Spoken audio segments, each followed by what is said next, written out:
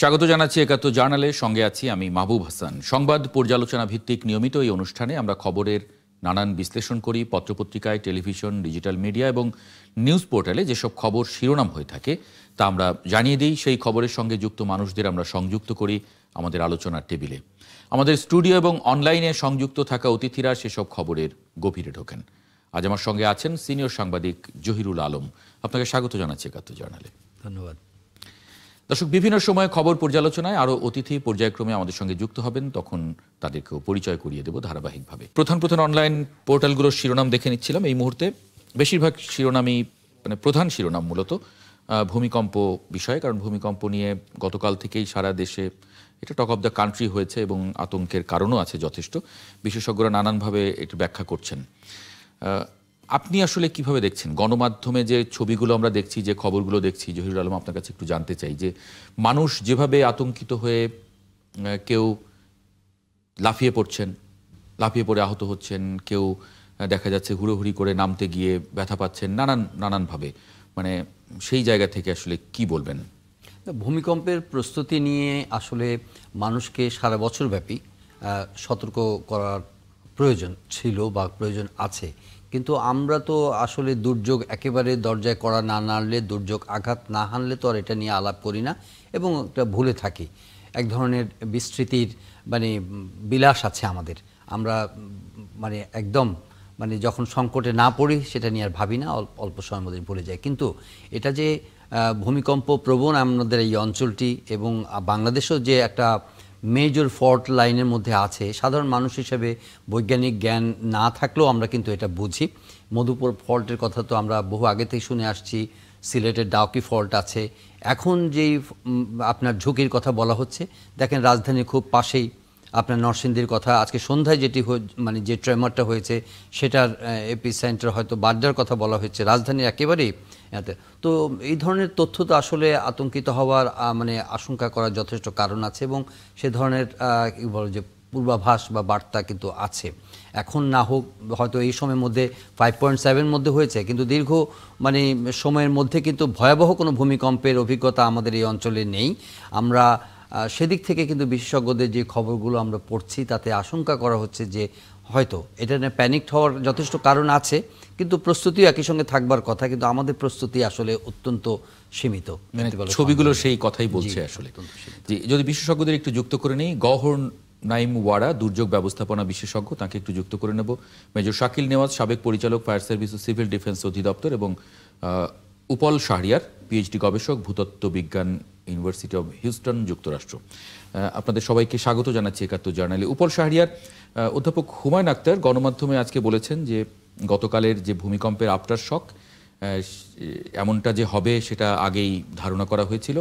তবে আফটার শকগুলো খুবই গুরুত্বপূর্ণ কারণ হিসেবে তিনি বলেছেন ভূ অভ্যন্তরে যে ফাটল বা ফল্ট লাইনটি এতদিন ধরে প্রচণ্ড চাপে একে অপরের সঙ্গে আটকে ছিল তা নড়তে শুরু করেছে এবং শক্তি নির্গমনের একটি প্রক্রিয়া চালু করেছে। এমন আফটার শক হতে হতে বড় ভূমিকম্প হবে, সেটা খুব নিকটে হতে পারে। আপনার বিশ্লেষণটাও একটু জানতে চাই। আমার মনে হয় যে ডক্টর হুমায়ুন আক্তার স্যার উনি বেশ একটা সায়েন্টিফিক কথাই বলেছেন। উনি একাডেমিশিয়ান লোক এবং উনি দীর্ঘদিন ধরে বাংলাদেশের আর্থকুয়েক নিয়ে কাজ করে যাচ্ছেন কলাম্বিয়া ইউনিভার্সিটির একজন বিখ্যাত প্রফেসরের সঙ্গে। ওনার কথা সঙ্গে আমি একমত। তার সঙ্গে আমি একটু যোগ করতে চাই যে আমাদের যে ফল্ট লাইন গুলো আছে সেগুলো সবসময় যে মুভ করছে কন্টিনিউয়াসলি তা না, দীর্ঘদিন ধরে তারা একটা প্রেসারের মধ্যে থাকে। তো প্রেসারের কারণে তারা স্ট্রেস স্টোর করতে থাকে এবং একটা সময় গিয়ে যখন তাদের বাঁধ ভেঙে যায় তখন গিয়ে সেই স্ট্রেসটা রিলিজ হয়ে যায়, তখন আর্থকুয়েকটা হয়। তো হ্যাঁ, একটা ফোরশক এখন আমরা পেলাম, পসিবলি আফটার শকও হয়তো বা আসবে, কিন্তু কেউ কখনো বলতে পারে না যে সেটা কখন হতে পারে। বাট এই সম্ভাবনাটা সবসময় থাকে, কারণ ওই যে ধরে আটকে গিয়ে আবার মুভ করে, আটকে গিয়ে আবার মুভ করে, তো সেটা কখন মুভ করবে, কখন স্লিপ করবে, তারপরে এনার্জি রিলিজ হবে, একটা আর্থকুয়েক হবে। তো সেটা আসলে এখনো পর্যন্ত স্ট্রংলি খুব শক্তভাবে, খুব নিখুঁতভাবে ভবিষ্যৎবাণী করা যায় না। মানে এটা এটা কি আমরা অনেক এমন একটা ধরনের- খবরে দেখছিলাম যে ডিসেম্বরের প্রথম সপ্তাহ নাগাদ এরকম একটা মানে অনেকে এরকম একটা আশঙ্কা করছিলেন যে সেখানে এতগুলো ভূমিকম্প হতে পারে বা এই আফটার শকগুলো এরকম কি আসলে মানে ধারণা করা যায় বা কোনো প্রেডিক্ট করা যায়? না, আমার মানে বৈজ্ঞানিক ভাবে বা সায়েন্টিফিক্যালি এত স্পেসিফিক ভাবে বলা যায় না যে 1 সপ্তাহ পরে হবে, 2 সপ্তাহ পরে হবে বা 5 ঘন্টা পরে হবে। এত স্পেসিফিক্যালি বলা যায় না। তো আমাদের হচ্ছে প্লেট মুভমেন্ট, আপনারা তো বলেছেন যে টেকটনিক প্লেট মুভমেন্টের মডেলস থাকে। তারপরও সেগুলো দিয়ে এত নিচে তো দেখা যায় না, তো ওগুলো জাস্ট মডেল। তো সেগুলো থেকে এটা স্পষ্টভাবে বলা যায় না যে কবে হবে, সেটা 5 মিনিট পরেও হতে পারে, আবার 500 বছর পরেও হতে পারে। তবে গত 100 বছরের ইতিহাসে দেখা গেছে ওই একই লাইন বরাবর উপর থেকে নিচের দিকে আপনার সিলেট অঞ্চল থেকে শুরু করে, সিলেট বলতে নর্থের দিক থেকে শুরু করে নিচের দিকে আপনার নরসিংদী, ঢাকা আরো নিচে আসলে এই বরাবর বেশ কিছু আর্থকোয়েক হয়েছে, যেগুলোর ভিতরে 1918 থেকে 1923 সালে 7-8 ম্যাগনিচিউডের কয়েকটা আর্থকোয়েক হয়েছে ওই একই লাইনে। সেই থেকে ধারণা করা যায় যে ওখানে একটা পসিবিলিটি আছে একটা বড় শেক হবার। তো সেই শেকটা কবে হবে এটা আসলে কেউ বলতে পারে না, কিন্তু কেউ যদি বলে থাকে যে ডিসেম্বরের প্রথম সপ্তাহেই হবে, আমার মনে হয় যে এটা একটু মানে সায়েন্টিফিক্যালি মোর একটা ব্যাক থাকা ভালো। ওকে যে ওকে জহির ভাই কোনো কিছু যদি জানার না থাকে আমি তাহলে না, আমরা আরো দুজন বিশেষজ্ঞ আছেন, ওনাদের যে কাছে ওনাদের থেকে কাছে শুনি। একটু যাইতে জি। গহর নাইমওয়ারা মানে মানুষ যেভাবে রিয়েক্ট করছে, যেভাবে মানে এটাই আসলে খুব গুরুত্বপূর্ণ। জহির ভাই একটা কথা বলছিলেন যে আমরা তো আসলে যখন ডিজাস্টারটা সামনে চলে আসে তখন আসলে সেটা নিয়ে আমরা কথা বলি, নইলে আমরা ভুলে যাই। এমন যদি হয় যে আমাদের আগামী 2 সপ্তাহ আর কোনো ঝাঁকিটাকি খেলাম না, তখন আমরা আসলে এটাও ভুলে যাব হয়তো। মানে যেভাবে রিয়াক্ট করছে, সিঁড়ি দিয়ে কেউ নামছে, কেউ বিশ্ববিদ্যালয়ের হল থেকে দোতলা থেকে লাফ দিয়ে পড়ে পা ভাঙছে, কোমর ভাঙছে, মানে কি আসলে দেখেন, কি মনে করেন তাতে আমরা মানে প্রস্তুতি বা জ্ঞানের বিষয়? ধন্যবাদ। আহ, তার আগে আপনার ওই নামগুলো বলে দেওয়া উচিত যারা বলছে যে ডিসেম্বরের প্রথম সপ্তাহে হবে, জি এদেরকে একটু চিহ্নিত করা উচিত। কারণ এই ধরনের ভুয়া খবর যারা রটাচ্ছে তারা আসলে দেশেরই ক্ষতি করছে। পৃথিবীতে অনেক প্রাকৃতিক দুর্যোগ আছে যার একটা প্রেডিকশন করা যায়, কিন্তু ভূমিকম্পের প্রেডিকশন এখনো পর্যন্ত কেউ করতে পারে নাই। এটা কবে হবে তা আমরা জানি না, কিন্তু এটা নিয়ে এইভাবে কথা বললে অনেক তার ফল মানুষ আরো প্যানিকড হবে আর কি। জি সেটা হলেই তারা হয়তো এখন দোতলা থেকে লাফাচ্ছে, তখন হয়তো 10 তলা থেকে লাফাবে। এইটা আসলে বন্ধ করা উচিত। এই ধরনের কথাবার্তা আমাদের প্রচারও করা উচিত না, আবার কেউ বললে পারে তার নাম টাম গুলো লিখে দেওয়া উচিত যে এদেরকে আপনারা ঠিক মতন ডিল করেন। সেটা একটা জিনিস। দ্বিতীয় জিনিসটা হচ্ছে যেটা বলছেন যে এগুলো আসলে আমাদের শিক্ষা ব্যবস্থার মধ্যে দিয়ে আসতে হবে। যে একটা ক্রাইসিস হলে, আগুন লাগলে বা ভূমিকম্প হলে কিভাবে আমি নিজেকে ইভাকুয়েট করব বা আমি কোন জায়গায় গিয়ে আশ্রয় নেব বা কিভাবে আমি কাজ করব, এগুলো আমাদের শিক্ষা ব্যবস্থার মধ্যেই একেবারে প্রাইমারি স্কুল থেকে ধাপে ধাপে ধাপে ধাপে এটা শেখানো উচিত। এবং আমরা যখন ছাত্রাবাসগুলোতে ছাত্রদের ঢোকায় নবীনবরণ করি, তখনও এটা আবার নতুন করে বলা দরকার, জানানো দরকার। আমার তো মনে হয় না যে কোনো হাউস টিউটর এ ব্যাপারে যথেষ্ট উদ্যোগী এবং তারা জানেন বিষয়টা, নাহলে এই ধরনের ঘটনা ঘটতো না। ঢাকা বিশ্ববিদ্যালয়ের শিক্ষার্থীরা যেভাবে প্যানিক হয়েছে, অন্য সব জায়গারই হয়েছে, এবং যতগুলো মানুষ মারা গেছে তারা সবাই হয়ে প্যানিক হয়ে দৌড়াতে গিয়ে মারা গেছে। ঘরে বসে থেকে মারা যাওয়ার কোনো খবর এখন পর্যন্ত আমরা পাই নাই, এবং সেটা হয়ও নাই। তো এইটা এই এতগুলো জীবনকে খুব সহজেই রক্ষা করা যেত এবং এখনো যায়। আমাদের তো আরো ভবিষ্যতে এ ধরনের দুর্ঘটনা ঘটতে পারে, ভূমিকম্প ছাড়াও আগুনেও লাগতে পারে। এই জায়গাগুলোতে আমাদের খুব ব্যাপকভাবে প্রচার চালানো উচিত, মানুষকে বলা উচিত, এবং সেই সাথে সাথে আমাদের রিহার্সেল গুলা করা উচিত, যেটাকে আমরা মহড়া বলি, এবং মহড়াগুলো খুব মাস্ট করে দেওয়া উচিত। মানে অল্প সময় যদি একটু জানি, মানে সেই সময় কি করবেন একজন যে বহুতল ভবনে যিনি আছেন তার ক্ষেত্রে কি করা, বা যদি তিনি এবং এই বিল্ডিং গুলোতে চিহ্নিত করে ফেলা উচিত যে যখন এই ধরনের ভূমিকম্প হবে, আপনি বিল্ডিং এর কোন জায়গাটায় গিয়ে আশ্রয় নেবেন বা আপনার রুমের কোন জায়গাটায় গিয়ে আশ্রয় নেবেন। এখানে আমাদের বিম যেখানে আছে সেখানে আশ্রয় নেওয়াটা ভালো, যদি না থাকে তাহলে টেবিলের নিচে, এই জায়গাগুলো করে দেখানো বলা উচিত। আমরা কতগুলো ছবিতে দেখলাম, বিশেষ করে যারা টেলিভিশনে কাজ করছিলেন তারা অনেকেই টেবিলের নিচে আশ্রয় নিচ্ছেন, এবং that is the right way of doing the thing. তো সেই জিনিসগুলো আমাদের বলতে হবে, এবং এগুলো কতগুলো বিল্ডিং এ আমরা ব্র্যাকে থাকার সময় ব্র্যাকে খুব চিহ্নিত করে দেওয়া হয়েছিল এই জায়গাগুলো আপনারা নেবেন। তারপরে যখন মহড়া হয়েছে দেখা যাচ্ছে মানুষ কিন্তু প্যানিকে ছুটতে চায়, ছুটে যেতে চায়, এবং অনেকের নিজের ছেলে মেয়ের কথা মনে পড়ে, অনেকভাবে মনে পড়ে, কিন্তু এটা তাদেরকে নিজেকে রক্ষা করতে হবে। এবং এই ধরনের উদ্বেগিত হয়ে ছুটে গেলেই তো মানুষ মারা যাচ্ছে, সেটা আমাদের মনে রাখতে হবে। এবং এইটা প্রত্যেকটা বিল্ডিং এ, হাই রাইজ বিল্ডিং গুলা হোক এবং নিজের বাড়ি ঘর হোক, আমি দোতলা বাড়িতে থাকি, কিন্তু এই জায়গাগুলো চিহ্নিত করে আমাদের নিজেদের মনে রাখতে হবে এরকম হলে এই জায়গাটা মোটামুটি সেফ, আমি দ্রুততম সময়ের মধ্যে এখানে গিয়ে আমি নিজেকে রাখবো। মানে বের হবার চেষ্টা না করা, বের হওয়ার চেষ্টা না করা, কোনো মতেই বের হওয়ার চেষ্টা করা যাবে না। বের হওয়ার চেষ্টা করতে গিয়েই তো সবাই মারা গেছে, যে কজন মারা গেছে। তো সেইটা আমাদের মাথায় রাখতে হবে।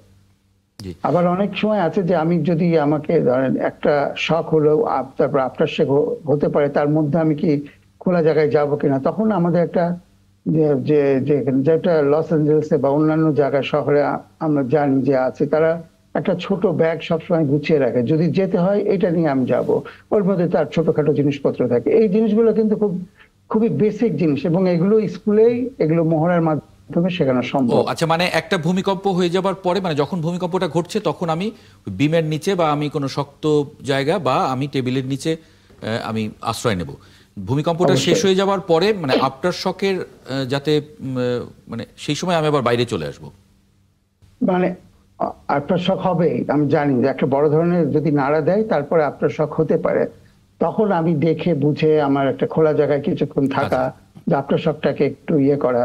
কারণ টার্কিতে যে আফটার শকে কিন্তু বেশি মানুষ মারা গেছিল এই গতবারের আগের বার যেটা হলো। মানে কত সময় বাইরে থাকতে হবে এরকম কোনো না, এটার কোনো নিয়ম না। ধরেন একটা ধাক্কা তো লাগলো, গিয়ে আমার বিল্ডিংটা একটু নড়ে গিয়েছে বা হয়েছে, একটা ছোট আফটার শকেও কিন্তু পরবর্তীতে বড় ধরনের একটা পতন হতে পারে, হয়তো বিল্ডিং এর একটা অংশ ভেঙে যেতে পারে। এইটা একটু নিজেকে অবজার্ভ করা, নিজে একটু দেখে রাখা আর কি। এটা তো কোনো নিশ্চয়তা নাই যে বেরিয়ে গেলে সে বেঁচে যাবে, বা কিন্তু সাবধানতা অবলম্বন করা। এখন প্রশ্ন হতে পারে এটা কে করবে, একটা হলো যে স্কুলের মাধ্যমে করা, আর একটা জানেন আমাদের ফায়ার ব্রিগেড বলে একটা সংস্থা আছে, সেই সংস্থার শেষের নামটুকু আমরা ভুলে গেছি, শেষের নামটুকু হচ্ছে সিভিল ডিফেন্স। এই সিভিল ডিফেন্সটাকে আমাদের জোরদার করতে হবে, যারা আসছে এখানে প্রফেশনালদের দিয়ে চালাইতে হবে, মানে তাদেরকে বাইরে থেকে লোক নিয়ে সেটা না করে প্রফেশনাল লোকদের দিয়ে চালানো যারা সংগঠন আছে, এবং সিভিল ডিফেন্সটাকে আমাদের জোরদার করতে হবে, যাতে সাধারণ মানুষ, সিভিলিয়ানরা এটার সাথে যুক্ত হতে পারে, এটা মন প্রাণ দিয়ে তারা কাজ করতে পারে। ওয়ার্ডেন সিস্টেমটা আমাদের চালু করতে হবে। তার মানে এখানে তো একটা গুরুত্বপূর্ণ পার্ট আসলে ফায়ার ব্রিগেড এবং সিভিল ডিফেন্সের, এটা টোটালি মিসিং আমাদের। এটা কেউ এদিকে মন দিচ্ছে না। তাহলে মেজর শাকিল নেওয়াজের কাছে একটু যাই, একটা বিরতি নিয়ে যাই, বরং তখন আর কি বেশি সময় একটু কথা বলতে পারবো আনইন্টারাপ্টেড ভাবে। সেটা মনে হয় খুব গুরুত্বপূর্ণ আসলে মানুষের জন্য, কারণ যেভাবে আমরা আতঙ্কিত হচ্ছি, এই আতঙ্কটা আসলে কমিয়ে ফেলা বা একটু জানা প্রয়োজন এই বিষয়টা।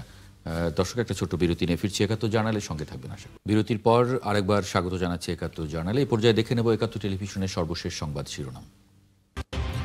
32 ঘন্টায় 3 বার কাঁপল বাংলাদেশ, সন্ধ্যার ভূমিকম্পের মাত্রা 4.3, উৎপত্তি স্থল নরসিংদী। 3টি টেকটনিক প্লেটের উপরে অবস্থান বাংলাদেশের, যে কোনো সময় বড় ধরনের ভূমিকম্পের ঝুঁকি, প্রস্তুতি না নিলে ঘটতে পারে মহামারী। বেহেশতের টিকিট বিক্রির নামে সাধারণ মানুষকে বোকা বানাচ্ছে জামায়াত, অভিযোগ বিএনপি মহাসচিব মির্জা ফখরুল ইসলামের। যথাসময়ে ভোট না হওয়া তৈরি হবে জাতীয় সংকট, একই দিনে 2 ভোটে হওয়াটা নির্বাচনী জেনোসাইড, আশঙ্কা জামায়াত আমিরের। একই দিনে গণভোট এবং সংসদ নির্বাচন আয়োজন করতে ইসিকে চিঠি দিয়েছে সরকার, অবাধ, সুষ্ঠু ও নিরপেক্ষ নির্বাচন আয়োজনে প্রস্তুত ইসি। আমরা আলোচনা করছিলাম ভূমিকম্প এবং ভূমিকম্প পরবর্তী করণীয় সম্পর্কে, কিন্তু তার আগে অন্যান্য টেলিভিশনের সংবাদ শিরোনামটা একটু দেখে নিতে চাই, সংবাদ ভিত্তিক টেলিভিশনগুলো।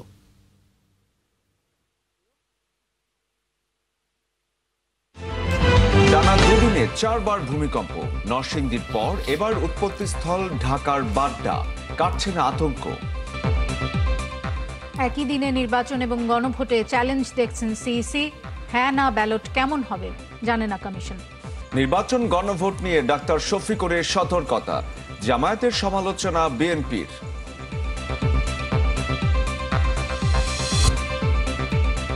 প্রধান উপদেষ্টার সাথে ভুটানের প্রধানমন্ত্রীর বৈঠক। স্বাস্থ্য এবং ইন্টারনেট খাতে সমঝোতা স্মারক সই।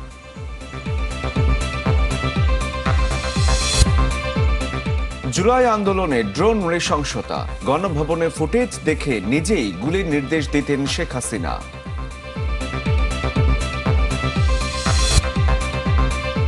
সংস্কারের ধারাবাহিকতা নিয়ে সন্দেহ প্রধান বিচারপতির, বাস্তবায়ন কঠিন বললেন ডক্টর দেবপ্রিয়।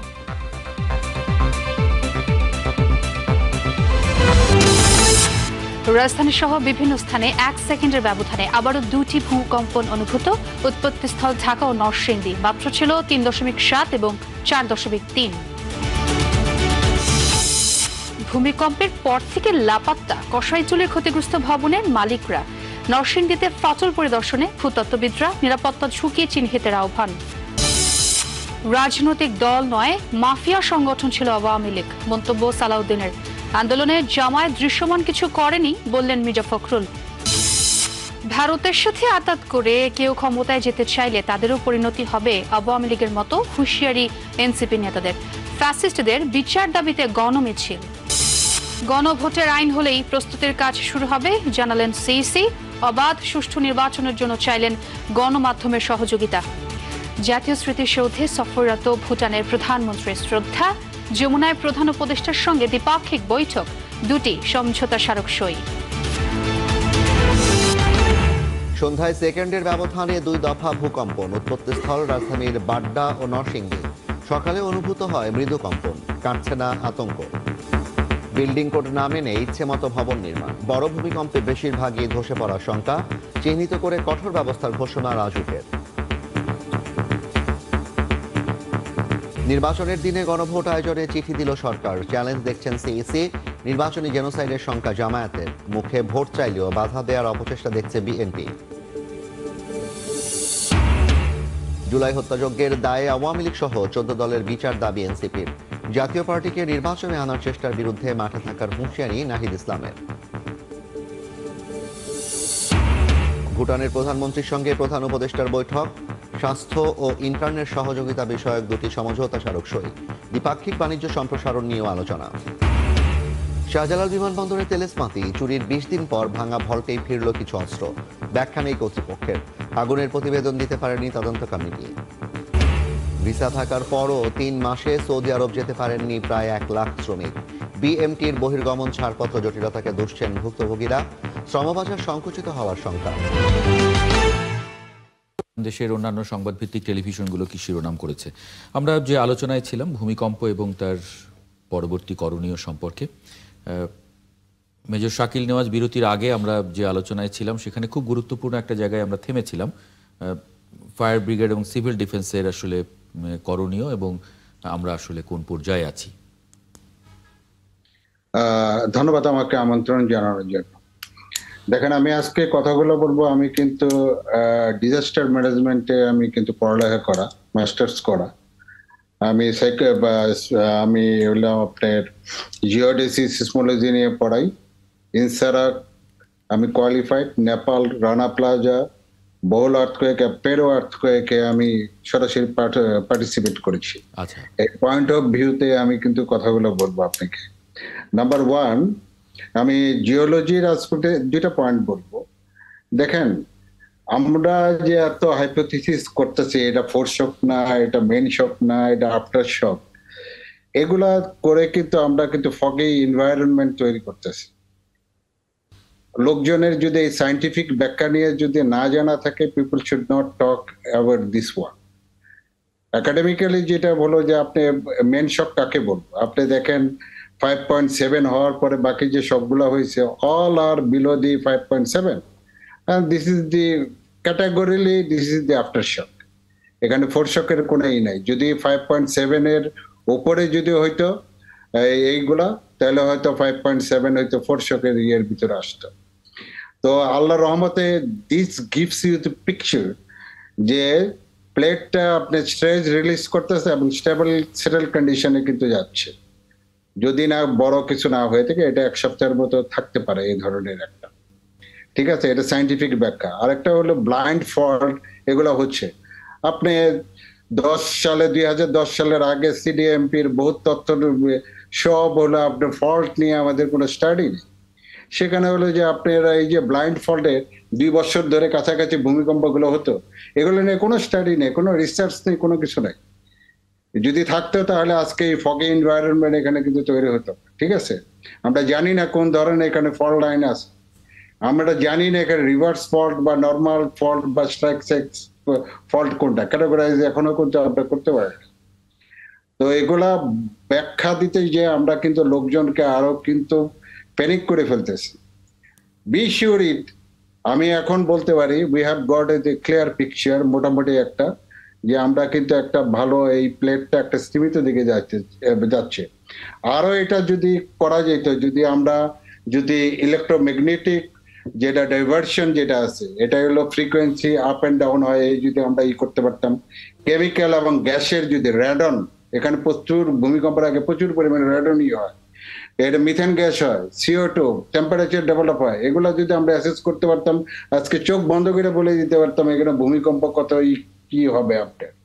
তারপরে water level up and down হয়, তারপরে কালার চেঞ্জ হয়, তারপরে এগুলো যদি আমরা যদি সাইন্টিফিক্যালি যদি আমরা করতে পারতাম রিসার্চের ভিতরে, আজকে এই যে দৌড়াইতে হতো না, এত তথ্য নিতে হতো না, এগুলো নাই। সেই জন্য আমরা কিন্তু এত ফগি এনভায়রনমেন্টে আমরা হয়েছি। ওকে, এখন আসা যাক আমাদের প্রস্তুতি নেব, প্রস্তুতির কোনো বিকল্প নাই। আমি আপনি বলি এজ এ ইনসারা কোয়ালিফাইড প্রফেশনাল হিসেবে বলতেছি, আমরা জানি না কোন জায়গায় সেফটি পজিশন নিতে হবে। গোয়ার রিজভি ভাই এখানে বলেছেন, but very important number 1 stable জায়গা হলো ভীম এবং কলামের সংযোগস্থান। এটা আউটার ওয়ার্ডে নেওয়া যাবে না, এটা ইনার সাইডে নিতে হবে। কারণ সারফেস যে আজকে যতগুলা লোক মারা গেছে সারফেস ক্যাজুয়ালিটি, যারা বিল্ডিং এর এবং জানালার পাশে বা কার্নিশে অবস্থান নিচ্ছে সেই লোকগুলো কিন্তু মারা গেছে, এবং বরাবর যারা অবস্থান নিচ্ছে সেই লোকগুলো মারা গেছে। তার মানে আমরা এক্সটেরিয়র ওয়ালে যেটাকে সারফেস লেভেলে কিন্তু করা যাবে না, যেটা রানা প্লাজাতে দেখেছি, আমি নেপালে দেখেছি। অবশ্যই ভীমের মাঝখানে নেওয়া যাবে না, রানা প্লাজা আমি দেখেছি ভীমের মাঝখানে যে অবস্থানগুলিতে ভীমটা মাঝখানে কলাপসে একদম পুরো পেস্ট হয়ে গেছে লোকে। এবং আপনার এই যে ভিলেম এবং কলাম ইনার ওয়ার্ডে থাকবে, ইনার ওয়ালে আপনার অবস্থান নিতে হবে, বা 2 ওয়ালের কর্নারে। এই জায়গাগুলা অবশ্যই খুবই শক্ত এবং ভালো জায়গা। আর রিজভি ভাই অবশ্যই বলেছে একটা, সেটা হলো কোনো অবস্থাতে কম্পন হলে পরে দৌড়ানো যাবে না, কাম হোয়াট মে। আপনি যে সেফটি পজিশন গুলো সিলেক্ট করেছেন এর ভিতরে আপনি অবস্থান নিতে হবে। এবং কম্পন পৃথিবীতে একমাত্র আলাস্কা ব্যতিরেকে 3 মিনিট ভূমিকম্প ছিল, আর বাকি যদি নেপালে বলেন 25 সেকেন্ড, আর যদি আমরা যদি টার্কিতে বলি 32 সেকেন্ড, তারপরে সেগার্নে যদি আমরা বলি 28 সেকেন্ড। তো আমরা যদি 1 মিনিট ওই নিরাপদ জায়গায় 60 থেকে 1 পর্যন্ত কাউন্ট করি, তারপরে দেখবো যে যদি দেখি সবকিছু ঠিক, তখন আমরা সাথে সাথে বের হয়ে একটা ওপেন জায়গায় যাব। কোনো অবস্থাতে আমরা রাস্তার নিচে দাঁড়াবো না এবং বিল্ডিং এর নিচে দাঁড়াবো না। শুক্রবারে সবাইকে দেখছি বিল্ডিং এর নিচে দাঁড়িয়ে তারা আবার চটপটি খাচ্ছে, চকলেট খাচ্ছে। আরে বাবা, আরেকটা আফটার শক হলে তো আপনার উপরে টপ করে আপনি মারা যাবেন। এবং লোকজন ক্যাজুয়ালিটি কিন্তু এই জন্য হয়েছে। সেই জন্য হলো যে আর আমাদের তো ওইরকম জায়গাও নাই, আমাদের প্ল্যান গুলো ওইভাবে আপনি তৈরি করতে হবে। এখানে হোলিস্টিক অ্যাপ্রোচ এখানেই করতে হবে, এখানে একাডেমিশিয়ান, প্র্যাকটিশিয়ান, ডুয়ার সবাইকে নিয়ে এখানে কাজ করতে হবে।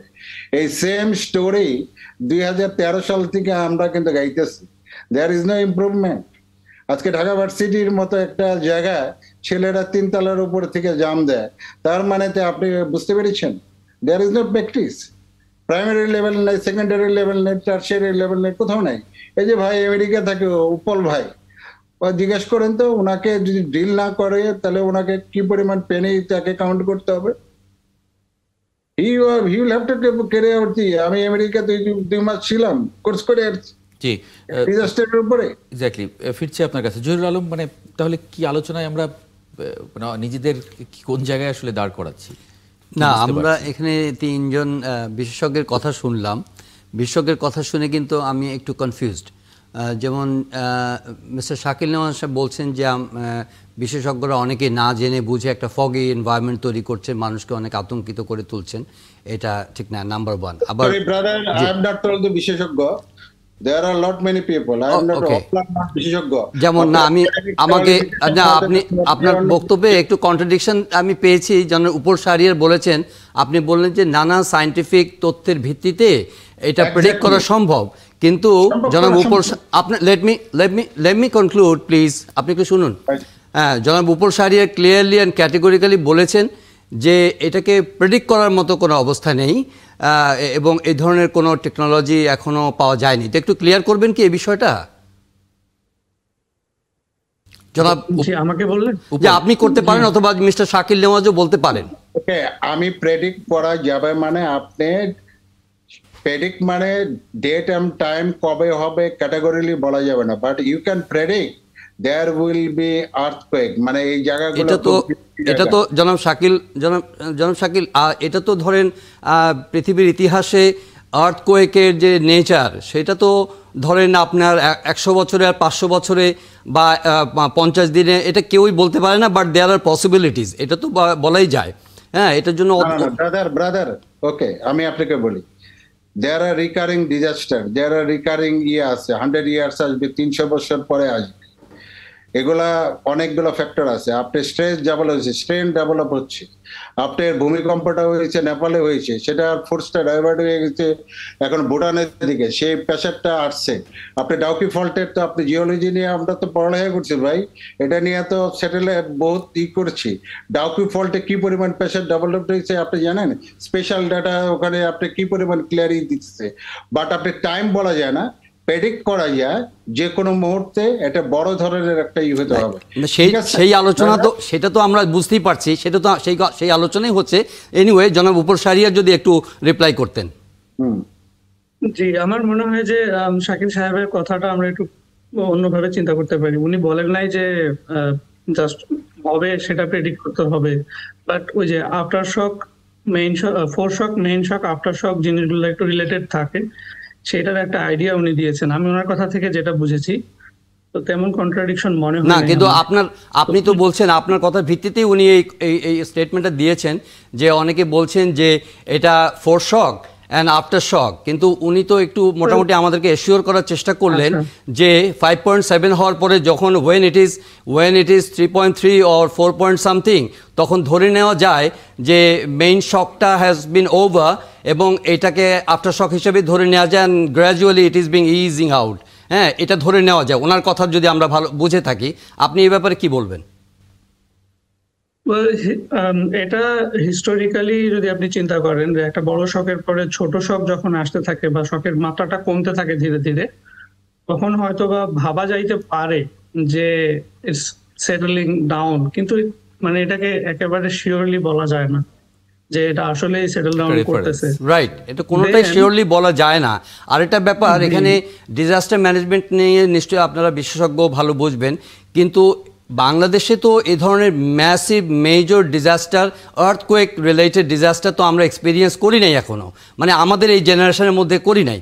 সে কারণে আমাদেরকে যত কেতাবিভাবে যতই পরীক্ষা বলা হোক না কেন, ড্রিলের কথা বলা হোক, কিন্তু যেহেতু আমরা এটা এখনও এক্সপিরিয়েন্স করি নাই, সেহেতু এটাকে আসলে অনেক বলার পরেও কিন্তু এটা মানুষের মধ্যে ঢোকানো কিন্তু কঠিন। আপনি বলছেন যে মানুষ কিভাবে দৌড়াবে, কোথায় আশ্রয় নিবে, বিষয়টা আসলে যতই বলা হোক না কেন, এটা প্র্যাকটিক্যালি যতক্ষণ পর্যন্ত না কেউ এক্সপিরিয়েন্স না করে ডিজাস্টার, যতক্ষণ পর্যন্ত প্র্যাকটিক্যালি এটা না করে, ততক্ষণ পর্যন্ত এটা আসলে বোঝা মুশকিল। যেমন আমরা ঘূর্ণিঝড় এক্সপিরিয়েন্স করেছি, বন্যা এক্সপিরিয়েন্স করি, আমরা এই ধরনের ন্যাচারাল ডিজাস্টার মুখোমুখি হয়েছি, বাট আর্থকুয়েক তো আমরা এখনও ওই ধরনের ম্যাসিভ, যেগুলোর কথা আপনি রেফারেন্স হিসাবে বলেছেন শাকিল সাহেব, সেগুলো তো আসলে বাংলাদেশের ভূখণ্ডে এখনও মানে আসে নাই সোফা। জি, আচ্ছা জহির সাহেব, আমি কথা বলি আপনাকে ড্রিল আপনি বলেন, আপনার স্কুল জীবনে প্রাইমারি লেভেলে আপনি কি কোনোদিন শিক্ষা লাভ করেছেন? আমি করেছি। সেকেন্ডারি লেভেলে আমরা করেছি, টার্সিয়ারি লেভেলে আমরা করেছি। আপনি যে 71 টেবিল টেলিভিশনে আপনি বসে রয়েছেন, সেখানে কি আমরা কোনোদিন ড্রিল করেছি? আমি তো বাসায় বসে রয়েছি, আমি কি ড্রিল করেছি? তাহলে আমাদের দুর্বলতাটা তো এই জায়গায় রয়েছে, যে আমরা না করি তাহলে তো আপনার শক হবো, প্যানিক হবেই আমরা। না, এটা ঠিকই বলেছেন, না এটা আপনি অত্যন্ত যথার্থ বলেছেন, কিন্তু আমি বলছি যে আমাদের মানে ক্যাপিটালের যে ডেনসিটি, যে ধরনের আমাদের বিল্ডিং কোড, যে ধরনের অবস্থা আমাদের এখানে, এই ধরনের একটা ডিজাস্টারের কনসিকোয়েন্স তো আমরা আসলে শুধু অনুমানই করতে পারি, কিন্তু আসলে প্র্যাকটিক্যালি এটাকে মানে জি আমিও দেখি নাই, আমার বাপও দেখে নাই, আমার বাপের কাছ থেকেও শুনি নাই যে আর্থকোয়েক কি পরিমাণ হতে পারে, এবং আমার দাদার কাছেও শুনি নাই। তার মানে 5th জেনারেশনের কিন্তু এরকম বড় ডিজাস্টারের একটা এক্সপিরিয়েন্স নাই। হ্যাঁ, এটা জহির ভাই বলছিলেন। আমাদের জন্য খুবই হলো একটা দুর্বল জায়গা, যেটাকে হলো যে বাঘ আসলো, যেদিন আসবে বিরাট আকারে আসবে। আমাদের কিন্তু আননোন ফিয়ার এই জায়গায় রয়েছে, এবং এটাকেই আমরা কিন্তু ক্যাপিটালাইজ করে আমরা কিন্তু প্রিপারেশন নিচ্ছি না। আরে কি হবে, আইডিওলজিক্যাল বিলিভের উপরে আমরা কিন্তু চালিয়ে যাচ্ছি, সেটাই। আচ্ছা, গহর নাইম ওয়ারা কি যুক্ত আছেন আমাদের সঙ্গে? আর একটা জিনিস আমি একটু আপনাকে কারেক্ট করে দিতে চাই, নঈম ভাইয়ের নামটা কিন্তু গহর রিজভী বলছিলেন আপনি, নামটা একটু কারেক্ট করতে হবে। হ্যাঁ জি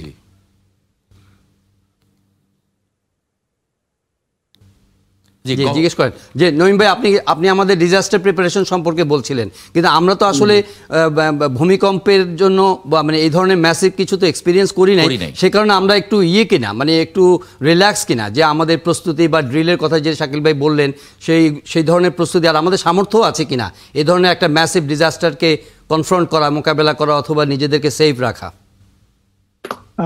খুবই ভালো প্রশ্ন করেছেন। আসলে সামর্থ্য জিনিসটা তো খুব আপেক্ষিক।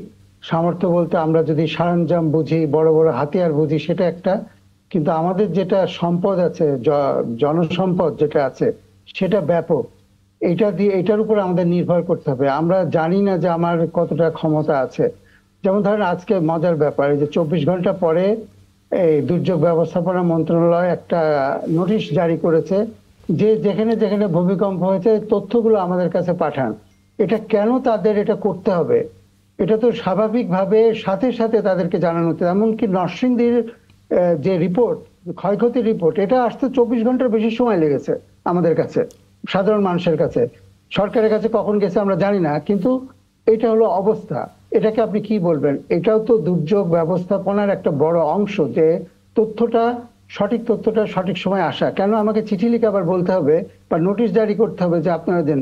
তার মানে কালকে সবাই বন্ধ ছিল, শুক্রবারের দিন ছিল, কেউ অফিসে ছিল না। এমন একটা সিস্টেম আমাদের গড়ে তুলতে হবে যে একটা ক্রাইসিস হলে, সেটা প্রাকৃতিক দুর্যোগ হতে পারে, এমনি যারা দায়িত্বে আছে তারা নিজেরা অফিস করবে এবং তারা যোগাযোগ করবে নিজেদের মধ্যে, জানাবে মানুষকে। এইটা আমাদের একটা ব্যবস্থাপনার মধ্যে আনতে হবে। একটা সিঙ্গেল কমান্ড সিস্টেম চালু করতে হবে, যেটা অনেকবার কাগজে কলমে বলা হয়েছে কিন্তু এখন পর্যন্ত হয় নাই। সেটা আমাদের একটা বড় সমস্যা। এবং মানুষকে যদি ইনভলভ না করি, আপনার জনগণকে ইনভলভ না করলে এই ধরনের দুর্যোগ, কোনো ধরনের দুর্যোগে মোকাবেলা করা সম্ভব না। এমনকি সামান্য বন্যাও আমরা মোকাবেলা করতে পারবো না যদি না মানুষকে আমরা ইনভলভ করি এটার সাথে। এখন কোন মানুষকে করবেন, স্বেচ্ছাসেবক কারা হবে, এগুলোর ব্যাপারে অনেক কাজ হয়েছে, কিন্তু এগুলো আমাদেরকে ধীরে ধীরে করতে হবে। নঈম ভাই, জাস্ট একটা কুইক কোয়েশ্চেন, সেটা হচ্ছে যে এখানে শাকিল নিয়াজ ভাই বলেছেন যে এই ধরনের মানুষের অ্যাওয়ারনেসের লেভেলে মানে প্রাকৃতিক দুর্যোগ, আসলে ভূমিকম্পের মতো দুর্যোগ কিভাবে মোকাবেলা করা সম্ভব, যখন দেখেন যে সব মানুষ ভূমিকম্পের ঠিক পরপরই আমরা রাস্তায় নেমে এলাম এবং সবাই রাস্তার মধ্যে জড়ো হয়ে উপরের দিকে তাকিয়ে আছি, বা মানে একটা পিকনিক মুড হয়ে যায় আর কি। এরপরে আতঙ্ক আছে, একই সঙ্গে সবাই সেখানে। তো এই ধরনের অ্যাওয়ারনেস লেভেল নিয়ে বাংলাদেশে বড় ধরনের কোনো দুর্যোগ ভূমিকম্পের মতো মোকাবেলা করা কি আদৌ সম্ভব? অবশ্যই সম্ভব, ছোট বড় বলে কোনো কথা না। এটা আমাদের আসলে পাঠ্যক্রমের ভিতরে, আমাদের জীবন চর্চার ভিতরে এইটাকে আনতে হবে। এটা যদি আমরা না আনতে পারি তাহলে পরে কোনোদিনই আমরা এটা পারবো না করতে। ধরেন আমরা শুধু ভূমিকম্প নিয়ে কথা বলছি, ভূমিকম্পের চাইতে অনেক বড়। ঢাকাতে একসাথে 4টা বিল্ডিং এ আগুন লাগতে পারে। আমাদের ইন্দোনেশিয়ার মতন হইতে পারে যে আমরা যেভাবে গ্রাউন্ড ওয়াটার উঠে ফেলতেছি, গ্রাউন্ড তো ফাঁকা হয়ে গেছে, ইন্দোনেশিয়া একসাথে 10টা বিল্ডিং অল অন সাডেন মাটির তলায় চলে গেছে। সেরকম ক্রাইসিস হতে পারে। শুধু রানা প্লাজার কথাই ধরেন, এটাও তো একটা বড় কোপ দুর্যোগ না ওখানকার জন্য, এবং সমস্ত দেশের সব এবং ঢাকার আশেপাশে সব ফায়ার ব্রিগেড এটার সাথে যুক্ত হয়ে কাজটা করতো। ওই সময় যদি ঢাকাতে আর 2 জায়গায় আগুন লাগতো তাহলে কি হতো? মানে আমরা কোনো বড় ক্রাইসিস দেখি না, অতএব বড় ক্রাইসিস না দেখলে আমরা এটা ম্যানেজ করতে পারবো না, এই ধারণাটা ভুল। এটা আমরা এমন একটা জায়গায় আছি যেখানে আমাদের প্রাকৃতিক দুর্যোগগুলো, অন্য দুর্যোগগুলো যেমন আসছে, ভূমিকম্প যে কোনো সময় হতে পারে, এটা তো আমরা অনেকদিন থেকে শুনে আসছি, এবং এটা হলে কি ধরনের হবে তাও প্রেডিক্ট করছে মানুষজন। কেউ বলেছে যে পুরান ঢাকাকে আমাদের পরিত্যক্ত ঘোষণা করতে হবে, এসব বলে টলে মানুষকে আমরা, কিন্তু ওই মানুষগুলোকে দিয়ে যে উদ্ধার কার্য চালানো সম্ভব, ওই মানুষগুলোকে দিয়ে যে একটা তথ্য আনা সম্ভব, ওই মানুষগুলোকে দিয়ে যে ধরুন কষাইটুলিতে যে গ্রিলটা ভেঙে পড়লো, এটা তো ওখানকার স্থানীয় কমিটি দেখতে পারত যে এই ধরনের ভুল জায়গায়, এখন তো গ্রিল কিনতে পাওয়া যায়, বানাতে হয় না, তারা গিয়ে কোনো মতে একটু লাগাই দিয়ে আসে, এগুলো পড়ে গেছে। তো এই জিনিসগুলো কিন্তু আমাদের স্থানীয় সরকারের সাথে যারা আছে তাদেরকে ইনভলভ করে এটা করতে হবে। আমরা স্থানীয় সরকার শুনলে পরে মনে করি এটা খুব খারাপ জিনিস, এটা অত খারাপ জিনিস না, তারা তো জনগণের কাছে দায়বদ্ধ আছে, এবং তাদেরকে সেই দেশের দুর্যোগ ব্যবস্থাপনা তত বেশি শক্তিশালী যেখানে স্থানীয় সরকার ভালো করে ইনভলভ হয়েছে।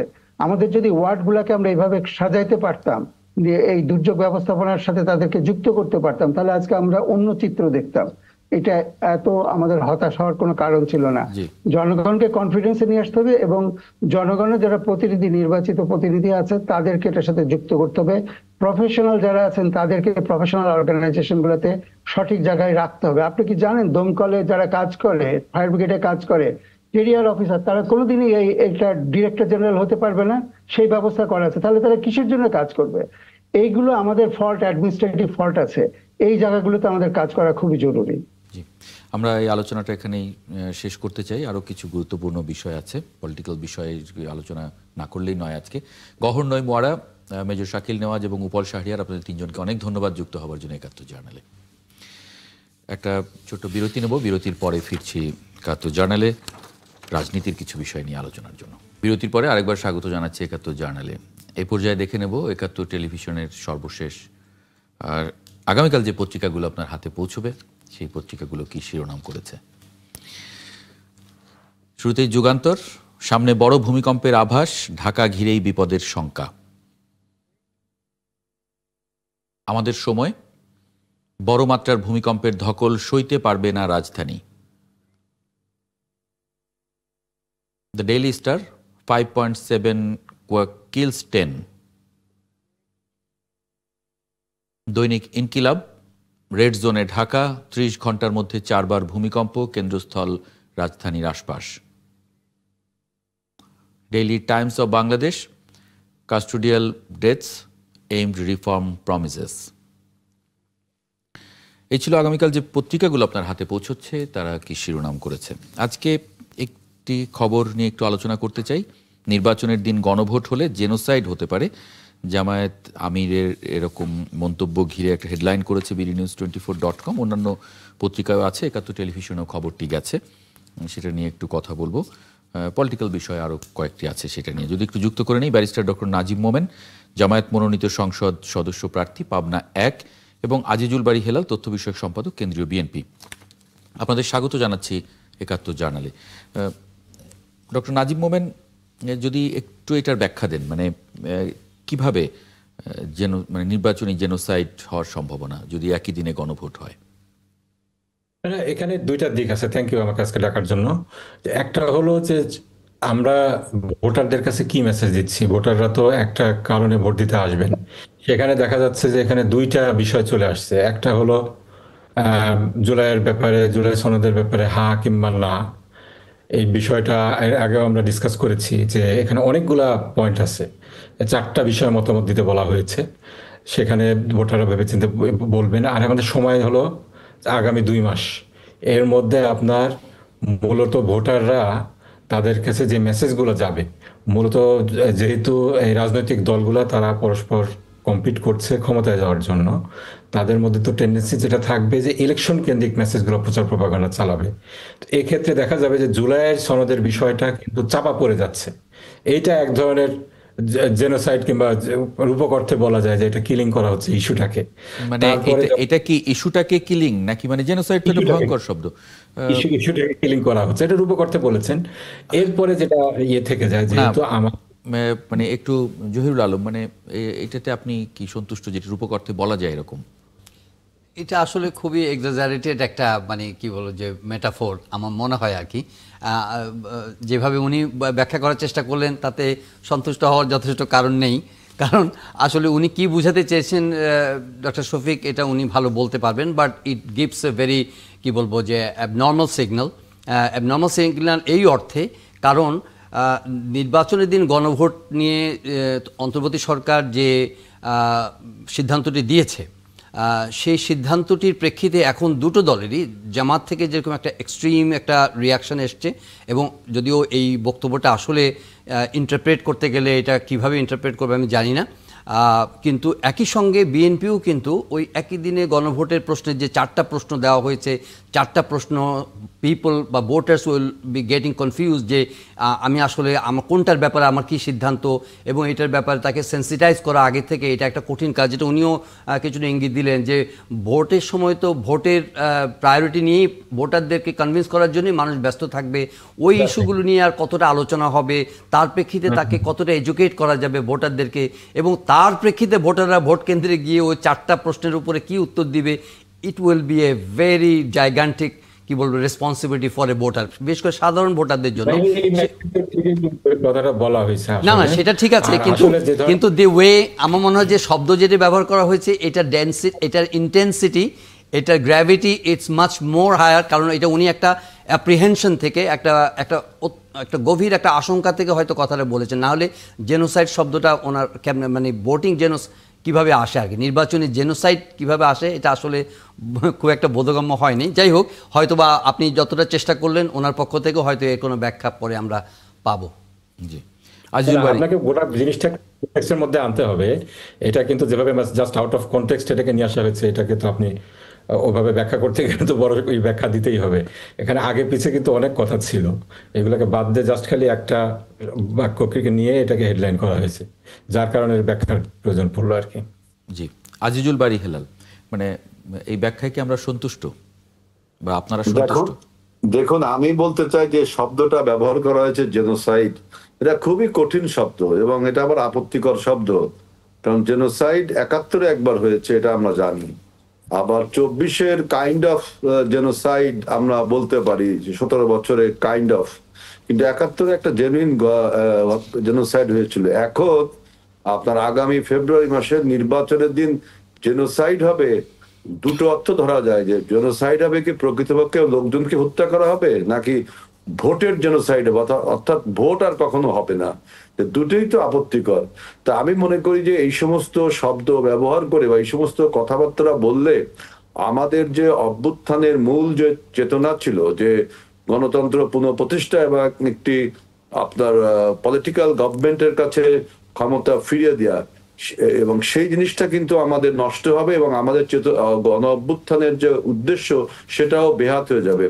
সুতরাং জামাতে ইসলামের প্রধান তিনি এমন একটি শব্দ ব্যবহার করলেন যে আমাদের যে নির্বাচন নিয়ে সংশয় ছিল সেটা যতই কেটে যাচ্ছে, কিন্তু আজকের শব্দ ব্যবহার করার ফলে মনে হচ্ছে যে নির্বাচনের দিন একটা তুমুল হত্যাযোগ্য হবে। আর যদি সেটা উনি মিন না করেন, তাহলে তিনি মিন করেছেন যে ভোট হবে না, তাহলে তো দুটোই আপত্তিকর। ভোট কি তাহলে কখনোই বাংলাদেশে হবে না?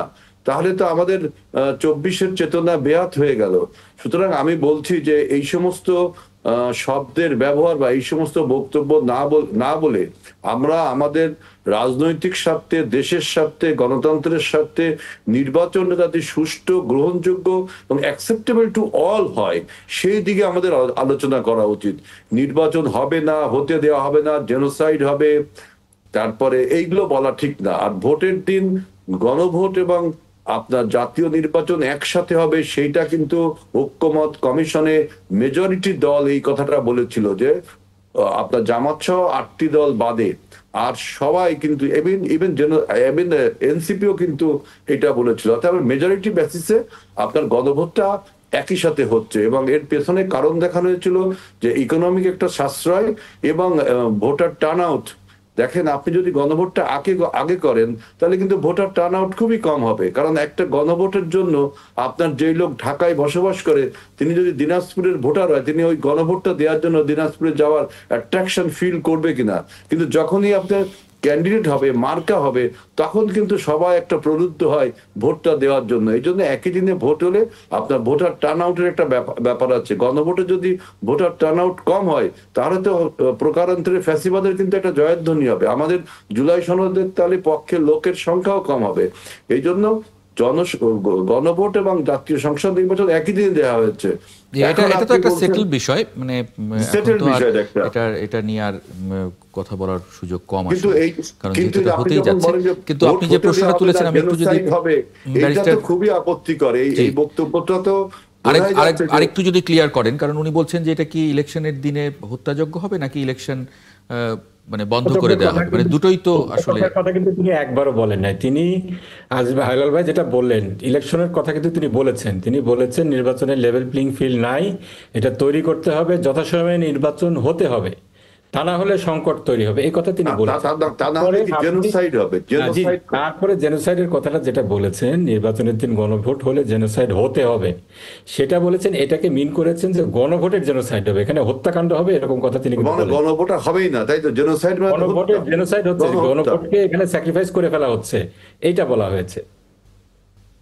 না, গণভোটটা আপনি দেখেন, গণভোটটা যদি ইলেকশনের দিন হয় তাহলে ভোটের টার্ন আউট তো ভালো হবে, তাহলে জেনোসাইড হবে কেন? ওদিনকে তো সেদিন টার্ন আউটটা হচ্ছে কিসের জন্য? টার্ন আউটটা হবে হলো যেহেতু আমরা 2 মাস নির্বাচনী প্রচারণা করব, নির্বাচনী প্রচারণার জন্য দলগুলো অলরেডি মাঠে নেমে গিয়েছে, সেখানে আপনার গণভোটের ইস্যুটাই তো একেবারে মাঠে মারা যাচ্ছে। এই মাঠে মারা যাওয়াটাকে বোঝাতে যে আপনি ওয়ার্ডের সিলেকশনটাকে অনেক ক্রিটিসাইজ করতে পারেন, এই মাঠে মারা যাওয়াটাকে বোঝাতে যে জেনোসাইড বলা হয়েছে না। কিন্তু বেশি মানুষ যদি গণভোটে ভোট দেয়, মানে বেশি মানুষ যদি গণভোটে ভোট দেয় তাহলে এটা মাঠে মারা যাবে কেন? সেটাই তো ভালো হবে। যাচ্ছে কারণ মানুষ তো যাচ্ছে আসলে জাতীয় নির্বাচনে ভোট দিতে। এমনও হতে পারে যে মানুষ শুধু গণভোটে ভোট দিতে গেছে, গিয়ে জাতীয় নির্বাচনটা দিয়ে আসলো, এরকম লোকও তো থাকতে পারে। জাতীয় নির্বাচনের প্রচারণা হবে, গণভোটের বিষয়টা অলরেডি আমাদের যেটা দেখছি আমরা, বিএনপির ভাইরা তো স্বীকার করছেন, আজিজুল ভাই, হেলাল ভাই আমাদের লাস্ট যে টকশো ছিল সেখানে তিনি বললেন এটা অনেক একটা কমপ্লেক্স করে ফেলা হয়েছে, 4টা প্রশ্ন দেওয়া হয়েছে, এটাকে মানুষকে সচেতন করতে হবে। কিন্তু আপনি 2 মাসে যদি জাতীয় নির্বাচনের ডামাডোলের ভিতরে আমরা পড়ে যাই, আপনি কখন মানুষকে এই বিষয়ে সতর্ক ধরেন 1 বছর ধরে তো যখন এই যে 1 বছর ধরে ঐক্যমত্য কমিশনে আলাপ হয়েছে, প্রতিদিনই তো এগুলো আসলে গণমাধ্যমে এসেছে, মানুষের সামনে এসেছে, আলোচনা হয়েছে, আপনার পলিটিক্যাল পার্টিগুলো নিয়ে ডিবেট করেছেন, সেগুলো তো মানুষ আসলে অলমোস্ট আমার মনে হয় যে মানুষ এগুলো জানে। কিন্তু এখন তো দেখা যাচ্ছে যে জামাত এবং বিএনপি যারা এখানে অংশগ্রহণ করেছেন তারাই তো মনে হচ্ছে কনফিউজ। দেখেন বিএনপির লিডারশিপ কিন্তু বলছে, একজন বললেন না আমরা গণভোটে না ভোটের কথা বলবো, কে বললেন? জয়নুল আবেদিন ফারুক না কে বললেন? না, বলতেই পারেন, মানে কারো যদি মনে হয় যে তিনি না দেবেন না দেবেন। পরেও করার পর আমাদের বন্ধুরা বলছেন তারা না ভোট দিবেন, দিতে পারেন না, মানে কাউকে হ্যাঁ দিতে তো আপনি বাধ্য করতে পারেন না, কেউ যদি না দিতে চায় না দেবে। আমার পয়েন্ট যেটা ভাইয়া সেটা হলো যে রাজনৈতিক দলগুলোই যদি কনফিউজড হয়, জনগণ কি পরিমাণ কনফিউজ সেই বিষয়টা তো মাথায় আনতে হবে। আমি বলছি না এটা সলভেবল না, কিন্তু একই সাথে জাতীয় নির্বাচনের ইস্যুটা চলে আসার কারণে মানুষ এই জাতীয় নির্বাচনের কারণে গণভোটের বিষয়টা অনেকটাই চাপা পড়ে যাবে, সাবসাইড হয়ে যাবে। সেক্ষেত্রে ধরেন বিএনপিও বলছে যে এরকম 4টা প্রশ্ন দিলে ভোটাররা মানে কনফিউজ হয়ে যাবে, আপনারাও বলছেন যে নির্বাচনী জেনোসাইড হয়ে যাবে যদি গণভোটাররা নির্বাচন একসঙ্গে হয়, তাহলে এই জায়গায় মানে এত ঐকমত্যের চেষ্টা করা হলো, তো এই জায়গায় একটা ঐকমত্য হয়ে যাক না, যে আপনার ইলেকশনের পরে যখন সংসদ গঠিত হবে তারপরে আপনার একটা গণভোট দেন, যে এরপরে জনগণ কি বলে দেখেন। ইলেকশনটা হবে কিসের ভিত্তিতে? আপনার এই যে এখন তত্ত্বাবধায়ক সরকারের ইয়েটা পাশ হলো, এখানে দেখেন রায়টা পাশ হলো গত 20 নভেম্বর, সেখানের আলোকে তো আপনার যেটা দেখা যাচ্ছে যে তত্ত্বাবধায়ক রিস্টোর্ড হয়ে একটা সংসদ ডিজলভ হওয়ার 3 মাসের মধ্যে ইলেকশন হতে হবে। আপনার 3 মাস পার হয়ে 1 বছর চলে গেছে। আর যে এই সংসদ এই সরকার যে তত্ত্বাবধায়ক তো আপনার পরবর্তী নির্বাচনের জন্য গঠিত হবে, পরবর্তী ইয়েতে। তাহলে এখন কি হচ্ছে? এখনকার যে নির্বাচনটা হচ্ছে এখানে সংবিধানের তো কোনো ভিত্তিই নেই। এখানে তাহলে যদি আপনার গণভোটে যদি না জিতে যায় তখন কি হবে পরিস্থিতি? না জিতলে যেটা হবে সেটা হলো আপনার তখন এই সংবিধানের নির্বাচন প্রশ্নবিদ্ধ হবে না? না, কিছু বিষয় তো ঐক্যমত্য হয়েছে, তাহলে তো হয়ে গেল। যে সমস্ত তাহলে তো আর ওই মানে আগে পরে বা ওই দিন এর কিছু আসে যায় না, ম্যাটার করে না। ভাই অনেক কিছু আসে যায় যেটা মানে আপনার লিগ্যাল কিছু কোশ্চেন চলে আসছে। আপনার গণভোটে যদি আগে না চলে আসতো তারপরে কিন্তু পলিটিক্যাল পার্টিগুলোকে একমত হয়ে একটা নতুন পথে আসার সুযোগ ছিল। এখন আপনি সেটাও দিচ্ছেন না। এখন আপনার গণভোট হবে, একই সাথে সংসদ হবে, নির্বাচন হবে। আপনার এই সংসদে একটা হাইব্রিড সংসদ হচ্ছে, সেখানে আপনার এই অর্ডিন্যান্স অনুযায়ী গণপরিষদ আছে, গণপরিষদের রোলটা তাদেরকে প্লে করতে হচ্ছে, কিন্তু এটার কোনো গণভিত্তি নেই। আপনি যদি এই যে অর্ডিন্যান্সটা হয়েছে গণভোটের সেটা দেখেন, সেখানে কিন্তু সংবিধানের কোনো ধারাকে কোট করা হয় নাই। আই এম রিপিটিং, কোনো ধারাকে কোট করা হয় নাই। গণভোট নর্মালি যেটা হয় সংসদের আর্টিকেল কি বলে সংবিধানের সাধারণত 93 ধারা খুব সম্ভব আর্টিকেলের সংবিধানের 93 ধারাকে কোট করা হয়, এখানে কিন্তু করা হয়নি। আপনার এই গণভোটটা সংবিধানের আন্ডারে হচ্ছে না, কারণ এইটাকে জনগণের যে অভিপ্রায় আছে এইটাকে একটা আনুষ্ঠানিক কিংবা লিগাল ভিত্তি দেওয়ার, আইনি ভিত্তি দেওয়ার জন্য এই গণভোটটা হচ্ছে। তার আন্ডারে আপনার ইলেকশনটা হলে ভালো হতো, সেটা আমাদের পয়েন্ট ছিল। এখন আমরা একটা যে আইনি সংকটের মধ্যে দিয়ে পড়তে যাচ্ছি, গণভোট এবং জাতীয় সংসদ নির্বাচন একসাথে হওয়ার কারণে এই যে লিগাল প্রবলেমটা, এটা অনেকে বুঝতে পারছেন না। ভবিষ্যতে আমি গত ইয়েতেও বলেছিলাম যে আমাদের পঞ্চম সংশোধনী হওয়ার পরে 20 বছর পরে, 20 বছরের বেশি সময় পরে একটা মামলা হলো মুন সিনেমার মামলা। এই মামলার কারণে পঞ্চম সংশোধনী বাতিল করা হয়েছিল। এখন আপনার আগামী 20 বছর পরে আরো একটি সাংবিধানিক সংকট আজকে আমাদের ইনডিসিশনের কারণে কিংবা রং ডিসিশনের কারণে না হোক, এইটা আমরা চেয়েছিলাম। কিন্তু আনফরচুনেটলি রাজনৈতিক দলগুলো এই ব্যাপারে ঐক্যমত্যে পৌঁছতে ব্যর্থ হয়েছে। আলটিমেটলি সাফারার হবে জনগণ। জি, একটা বিরতি নিয়ে ফিরি, একটা বিরতি নিয়ে আলোচনায় আসি। একটা ছোট্ট বিরতি নিচ্ছি, সঙ্গে থাকবেন আশা করি। বিরতির পর আরেকবার স্বাগত জানাচ্ছি ৭১ জার্নালে। আমরা আলোচনায় ছিলাম, একটু রাজনৈতিক আলোচনায়। জহিরুল ইসলাম, আপনি বিরতির আগে একটি প্রশ্ন করতে চেয়েছিলেন, আপনাকে থামিয়েছিলাম সে সময়। না, আমি হেল ভাই কথা শুনতে চাচ্ছিলাম, কারণ ভাই বলছিলেন যে একটা বড় ধরনের সাংবিধানিক সংকট তৈরি হবে যদি মানে গণভোটের এই প্রশ্নটি মীমাংসিত না হয় আগে। যে আমি একটু বলি যে গণভোট যদি আগের দিন হয় তাহলে কি সাংবিধানিক সংকট হবে না? গণভোটের জন্য যে আইনটা হয়েছে এখনো প্রকাশ হয়নি, যদি এটা নিয়ে কেউ সংক্ষুব্ধ থাকে তাহলে তো তাকে হাইকোর্টে চ্যালেঞ্জ করতে হবে। যেহেতু এখনো চ্যালেঞ্জ হয়নি তাহলে তো এটা নিয়ে আর কোনো শঙ্কা নেই, যখন চ্যালেঞ্জ হবে তখন এটা বোঝা যাবে। আর এখন বক্তব্য হলো যে গণভোটটা আসলে কেন হচ্ছে? গণভোটটা হচ্ছে যে রাজনৈতিক দলগুলো একে অপরের প্রতি বিশ্বাস করে না, তারা যে কমিটমেন্ট করছে যে after the election we will lead the country the such and such way, এই ওয়েগুলোকে আমরা কেউ কাউকে বিশ্বাস করছে না। এই জন্য যে গণভোটের যে আপনার দফাগুলো ছিল প্রায় 48টাকে এখন আপনার শর্ট লিস্ট করে একটা প্রধান কোশ্চেনকে 4টা সাবসেকশন করা হয়েছে, অর্থাৎ সরলীকরণ করা হলো। এখন এই গণভোটের ফলে আমরা যদি ভোট জয়যুক্ত হয় তাহলে জনগণের উইলটা আমরা পালাম, জনগণের উইলটা আর পলিটিক্যাল পার্টির কমিটমেন্টস, ফলে সবাই এই জুলাই সনদটা মানতে বাধ্য হবে।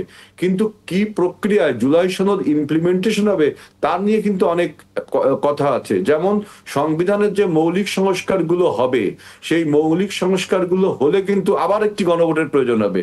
আপনার এই গণভোট কিন্তু হচ্ছে শুধুমাত্র আস্থা এবং অনাস্থার জন্য, আস্থা তৈরির জন্য, অর্থাৎ নিশ্চয়তা তৈরির জন্য। কিন্তু আপনি যখন ওই যে সংবিধান পরিষদের কথা বলছেন, তার মানে যখনই মৌলিক সংস্কার কিছু করবেন সংসদে, সংবিধানের ওই আপকামিং সংসদে, তখন কিন্তু আরেকটা গণভোটের প্রয়োজন হবে। সুতরাং আমি যদি একটু আমি সরি আপনাকে ইন্টারাপ্ট করার জন্য, যে অধ্যাদেশটা হয়েছে সেই অধ্যাদেশের 7 ক যদি একটু কষ্ট করে দেখেন, সেখানে বলা হয়েছে যে এই যে সংসদে যে গণপরিষদ হবে তাদের ক্ষমতার ব্যাপারে বলা হয়েছে। এই আদেশ জারির অব্যাহতি পরে অনুষ্ঠিত জাতীয় সংসদের সাধারণ নির্বাচনে নির্বাচিত প্রতিনিধিগণের সমন্বয়ে একটি সাংবিধানিক সংস্কার পরিষদ গঠিত হইবে, যা সংবিধান সংস্কারের বিষয়ে সকল ক্ষমতা প্রয়োগ করিতে পারিবে। এখানে গণভোটের কোনো প্রয়োজন হবে না। অ্যান্ড ফর ইওর ইনফরমেশন, যে গণভোটের কোনো বিধান আমাদের বর্তমান সংবিধানে নেই। সরি, আমি না, বর্তমান সংবিধানে গণভোট আছে কিন্তু ভাই। আপনি যখন 13 অ্যামেন্ডমেন্ট বলেন, এটাকে 15 অ্যামেন্ডমেন্টে বাদ দিয়ে দেওয়া হয়েছে। 15 অ্যামেন্ডমেন্টে যখন বাদ দিয়ে হলো, তখন আগে যে গণভোটের প্রথা ছিল সেটা চালু হয়ে গেল। অর্থাৎ শেখ হাসিনা 1911 সালে যে আপনার সংবিধান সংশোধন করে গণভোটটা, নতুন সংবিধান গণভোটটা বাদ দিয়েছিল, ওটা যখন বাদ হয়েছে শেখ হাসিনা 2011 সালের ওইটা, তখন আবার গণভোট চালু হয়ে গেল। এখন এই গণভোটটা করার জন্য একটা আইন করছে সরকার। সেই আইনটা যদি আপনি মনে করেন যে সংবিধানের সাথে সাংঘর্ষিক, তাহলে আপনার হাইকোর্টে যাওয়া উচিত। আমি আপনি আলোচনা করে তো এটা কিছু করতে পারবো না। কিন্তু আমাদের প্রয়োজন হলো এই আইনের এই বক্তব্য থেকে আমাদের প্রয়োজন হলো জাতীয় নির্বাচনটা অনুষ্ঠিত করা, এবং জাতীয় নির্বাচনের পরে যেই সরকার গঠিত হবে সেই সরকার যেন জুলাই সনদ বাস্তবায়নে আপনার নৈতিকভাবে বাধ্য থাকে। এটা মোরাল অব্লিগেশন তৈরি করবার জন্য আমরা জনগণের উইলটা দিচ্ছি। এই ছাড়া তো আমি নতুন কোনো কিছু দেখি না। জি, পঞ্চদশ সংশোধনী নিয়ে কিন্তু মামলা এখনো চলছে হাইকোর্টে, কিন্তু পঞ্চদশ সংশোধনীর মামলাটা এখনো চলছে। আরেকটি খবরে একটু যদি নজর দেই, জামায়াতের টিকিট কাটলে জান্নাতের টিকিট কাটা হবে, কোথায় আছে বলুক তারা। মির্জা ফখরুল ইসলাম আলমগীর আজকে এই মন্তব্য করেছেন। কিন্তু তার আরেকটি খবর, জামায়াতের সেক্রেটারি জেনারেল বলেন, জামায়াত কখনো মানুষের কাছে জান্নাতের টিকিট বিক্রি করে না, তবে মহান আল্লাহ সৃষ্টি করে আমাদের সঠিক পথে পরিচালিত হওয়ার জন্য গাইডলাইন পবিত্র কুরআনুল করিমে পাঠিয়েছেন। কোরআনে আল্লাহ আমাদের জানিয়েছেন কোন কাজগুলি করা উচিত আর কোনগুলি বর্জন করতে হবে। আমরা মানুষের কাছে সেই কথাগুলি তুলে ধরি। বিরোধীরা কোরআন না বোঝার কারণে, কোরআন না পড়ার কারণে তারা এই কথাগুলি বলে থাকে। এ সময় তিনি বিরোধীদের এই ধরনের অপপ্রচার থেকে বিরত থাকার আহ্বান জানান। মানে ধর্মকে কি ব্যবহার করা হচ্ছে, ব্যারিস্টার নাজিম মোমেন? না, দেখেন, আমরা তো একটা ইসলামী দল। আমরা রাজনীতি করি ইসলামের ভ্যালুসগুলো প্রতিষ্ঠা করার জন্য। আমার যেটা আমার এক্সপার্টাইজ ইসলামিক লর উপরে, আমি তো অবশ্যই ভোটারদেরকে বলবো, যে আমাকে জিজ্ঞেস করবে তাকেই বলবো, ভোট একটা আমানত। আল্লাহ কোরআন শরীফে সূরা মায়েদাতে ক্যাটাগরিক্যালি বলছেন, ইন্নাল্লাহা ইয়া'মুরুকুম আন তু'আদ্দুল আমানাতি ইলা আহলিহা। আল্লাহ মানুষকে বলছেন, নির্দেশ করছেন যে তোমাদের উপরে যে আমানত দেওয়া হয়েছে সেটা তোমার যথাযথ কর্তৃপক্ষের কাছে পৌঁছে দিবা তোমরা। এই ভোটটাকে আমরা বলি একটা আমানত। এই ভোটের মাধ্যমে মানুষ তাদের জাতীয় প্রতিনিধি, গণপ্রতিনিধি নির্বাচিত করে, তাদের প্রতিনিধি নির্বাচিত করে। এটা আল্লাহর পক্ষ থেকে দেয় একটা আমানত। আপনি যদি এখানে অসৎ ব্যক্তিকে নির্বাচিত করেন, অযোগ্য ব্যক্তিকে নির্বাচিত করেন, অবশ্যই আল্লাহর কাছে আপনাকে অ্যাকাউন্টেবল হতে হবে, জবাবদিহি করতে হবে।